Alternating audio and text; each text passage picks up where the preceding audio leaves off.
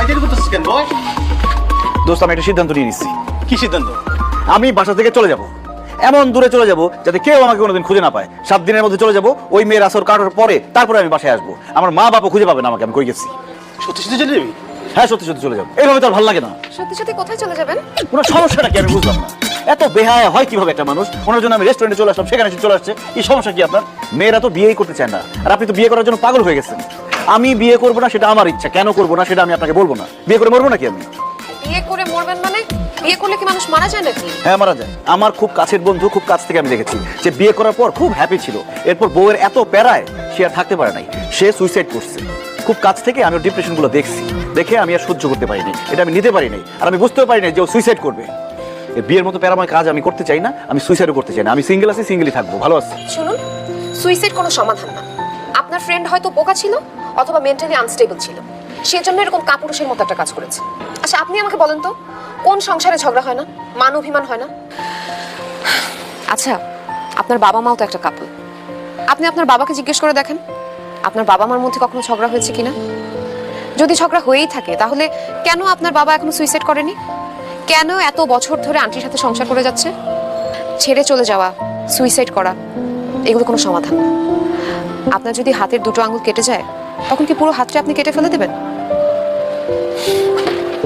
By the way, আপনাকে বিয়ে করার সিরিয়াসলি আমার কোনো ইচ্ছা নাই।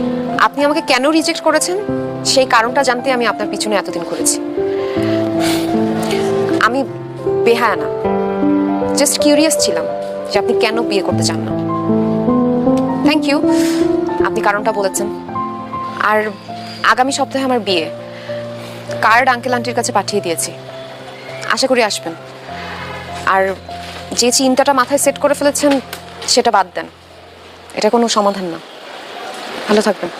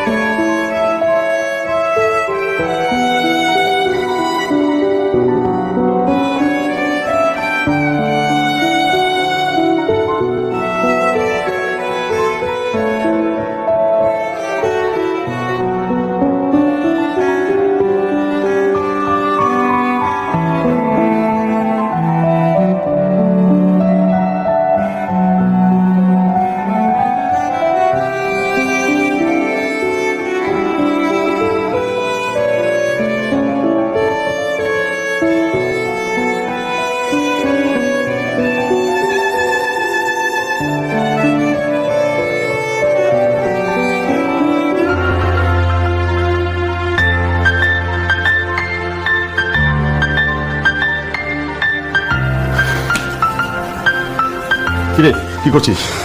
এই নে কফি নে, বাপ বেটা আজকে একসাথে বসে কফি খাবো। কিরে তোর মন খারাপ নেই?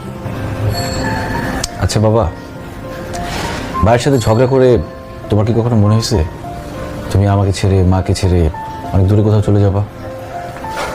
দেখ বাবা, সংসারে এরকম একটু একটু হয়েই থাকে। একবার তোর মা ঝগড়া করে কোনো কথাই শুনবে না, সে চলে যাবেই, সব কিছু গুছিয়ে দিবি, কিন্তু যেতে পারেনি। আমিও একবার ঝগড়া করে লাগেজপত্র সব কিছু গুছিয়ে দিই, চলে যাবই, কিন্তু যেতে পারিনি। আর সংসারে একটু একটু এরকম ঝগড়া, শান্তি অশান্তি সবই হয়, এটা সংসারেরই একটা অংশ। আর ঝগড়া না হলে কি সংসার হয় নাকি? হ্যাঁ, যত ঝগড়া হবে তত মহব্বত বাড়বে, ভালোবাসা বাড়বে। এই ঝগড়াটা হচ্ছে ভালোবাসার আরেকটা বহিঃপ্রকাশ, বুঝতে পারলি? এত কিছু পরেও আমরা কিন্তু কেউ যেতে পারিনি। কেন যেতে পারিনি জানিস? মায়া, সংসারের মায়া।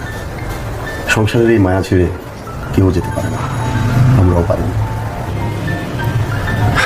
নে কফি খা। আচ্ছা মা, আমি কি খুব বড় ভুল করে ফেলছি? হতে পারে যে তুই তেমন কোনো ভুলই করিসনি, আবার এমন হতে পারে অনেক বড় একটা ভুল করে ফেলেছিস। কিন্তু তোমরা তো জানো আমি বিয়ের ব্যাপারে সবসময় ভীতু। শোন বাবা, আসলে মানুষের এই জীবনধারাটা না সম্পূর্ণ আলাদা, একজনের সঙ্গে আরেকজনের কোনো মিল নাই। তোর বন্ধুর জীবনধারাটা আলাদা, তোর জীবনধারাটাও আলাদা।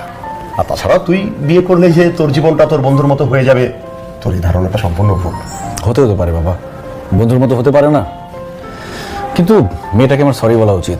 ওর সাথে যে খারাপ ব্যবহার করেছি সরি না বললে আমারই ভালো লাগছে না। এক কাজ করি, আমি গিয়ে সরি বলে আসছি। এখনই কোথায় যাচ্ছিস? ওরা তো কেউ বাসায় নেই। নেই তো, বাসায় নেই। বাসায় নেই? কিন্তু তোমরা কিভাবে জানলা? ইয়ে, মানে বলছিলাম কি, ওই যে মেয়েটা। মেয়েটা খুবই লক্ষ্মী, কখন কি হচ্ছে কখন কি করছে সবকিছু আমাদেরকে ফোন করে জানায়। মেয়েটা না কালকে গায়ে হলুদ, আর সেই জন্য ধরো সবাই মিলে দেশের বাইরে গেছে শপিং করতে। অবশ্য আজকে সন্ধ্যার ফ্লাইটে ওরা সবাই ফিরে আসবে। তুই এক কাজ কর, যেহেতু মেয়েটার কালকে গায়ে হলুদ, তুই কালকেই ওদের বাড়িতে যা। তাহলে কি হবে, অনুষ্ঠানে অ্যাটেন্ড করাও হবে, আবার মেয়েটাকে সরিও বলা হয়ে যাবে। কি বলো? একদম একদম। না, যাওয়ার কোনো দরকার নেই, ফোন করে সরি বললেই তো হয়। তোমাদের কাছে ফোন নাম্বার আছে? আরে সামনাসামনি বলা আর ফোন করে বলার মধ্যে পার্থক্য আছে না? কি বলিস? তার থেকে তুই কাল যা, গিয়ে সামনাসামনি ব্যাপারটা ফয়সালা করে আয়। হ্যাঁ, সেটাই ভালো হবে।